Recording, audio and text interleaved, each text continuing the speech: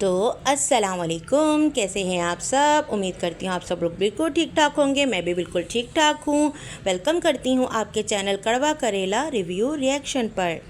तो कुछ टाइम पहले मेरी आंखों के सामने से ना ये मक्कार की वीडियो, मक्कार की जो वाइफ है आत्मा, इसकी वीडियो गुजरी थी।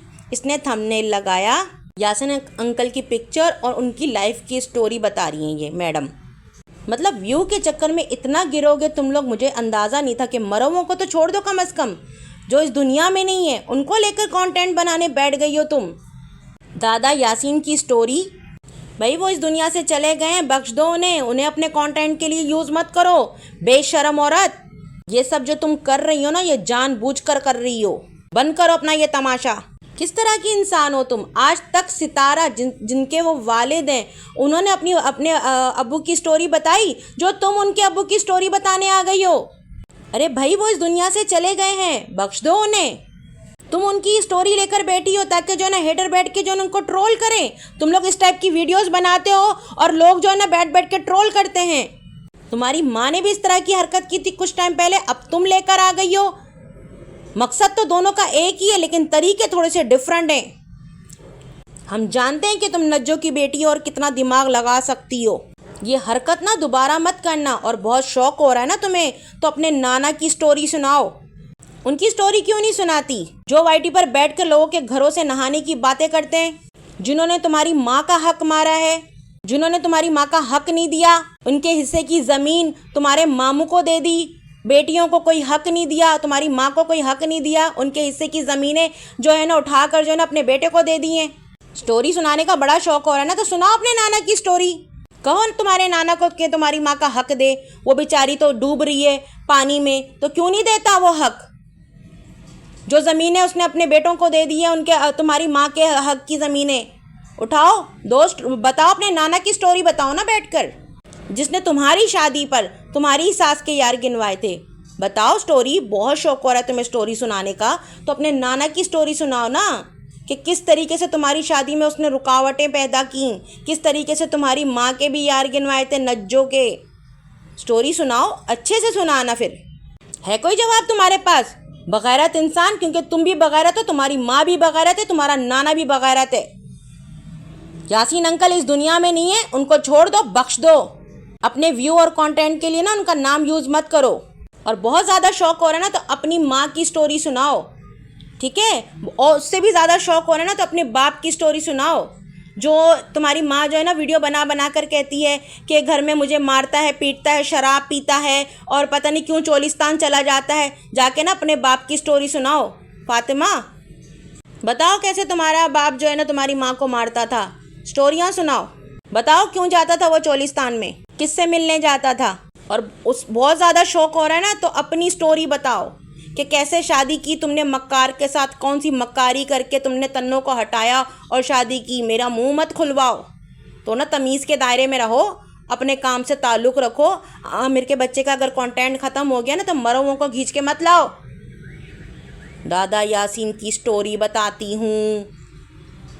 बहुत स्टोरियाँ तेरे घर में रखी हुई हैं, वो स्टोरियाँ बताओ।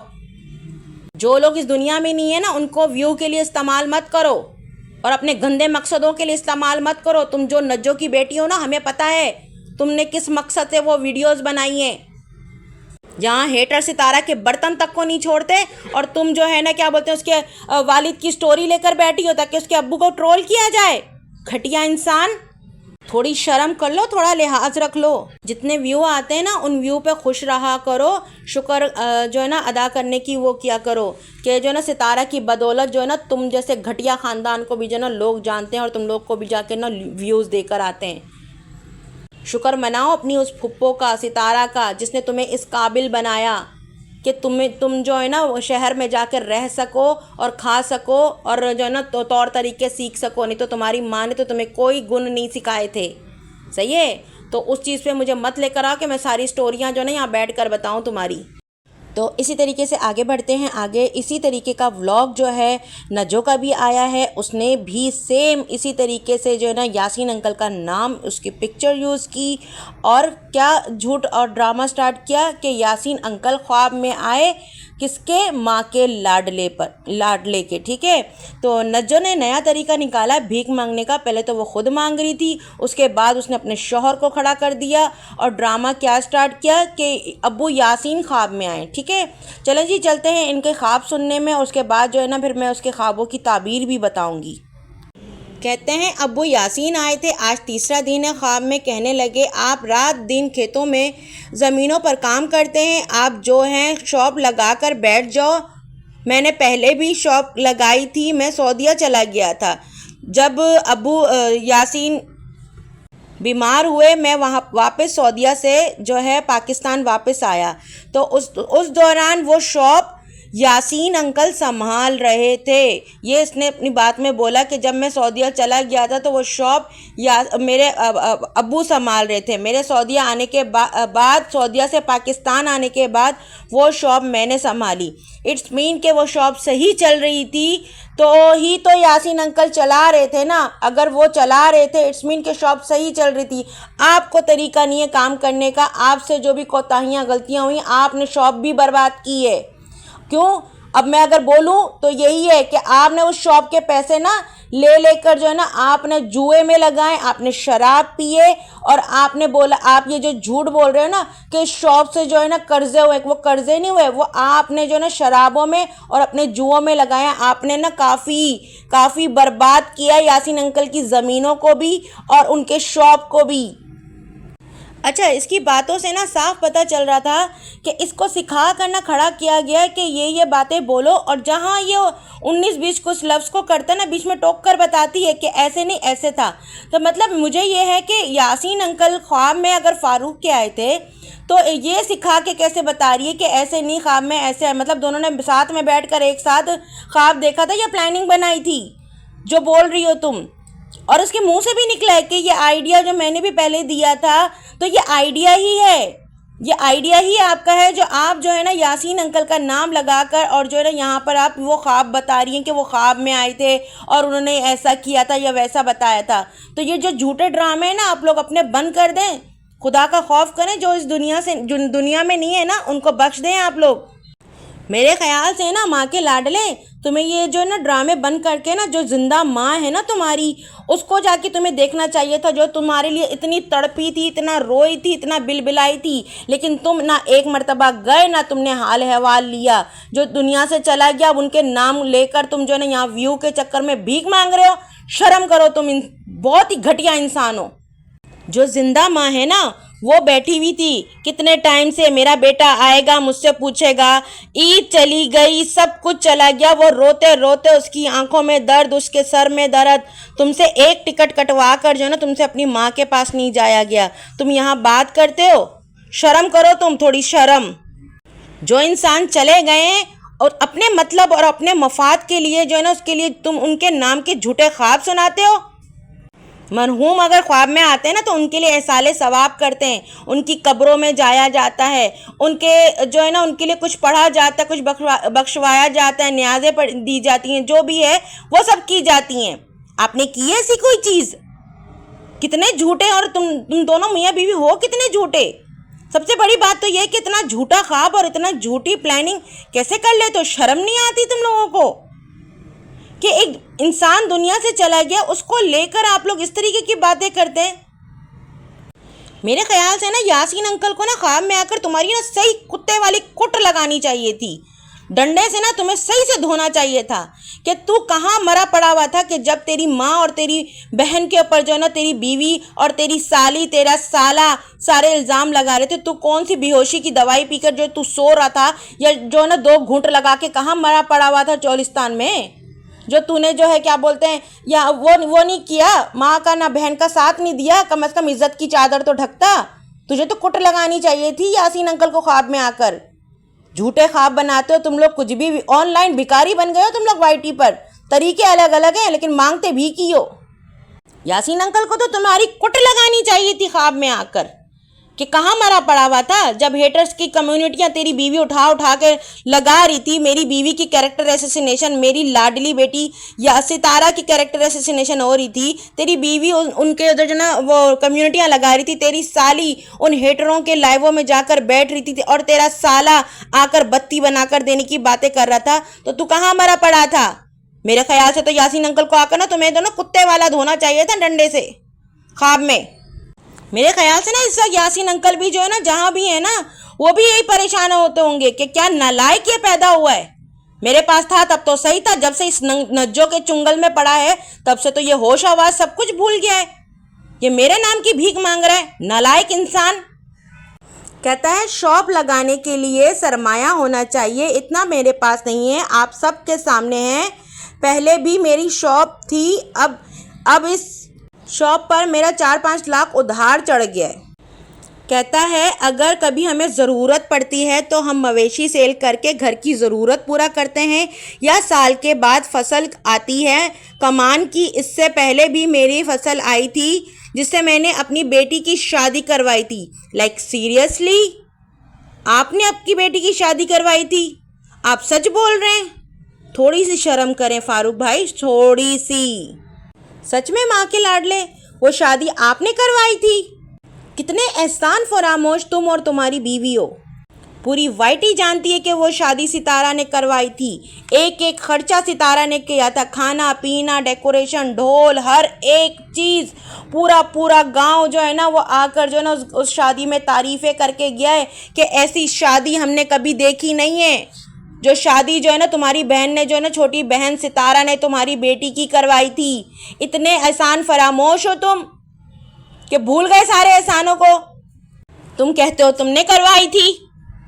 उस लड़की ने ऐसी शादी करवाई थी ना कि पूरे गांव में, पूरी नस्लों में वैसी शादी नहीं हुई थी। थोड़ी सी शर्म कर लो, थोड़ा सा ख्याल कर लो जो बोल रहे हो।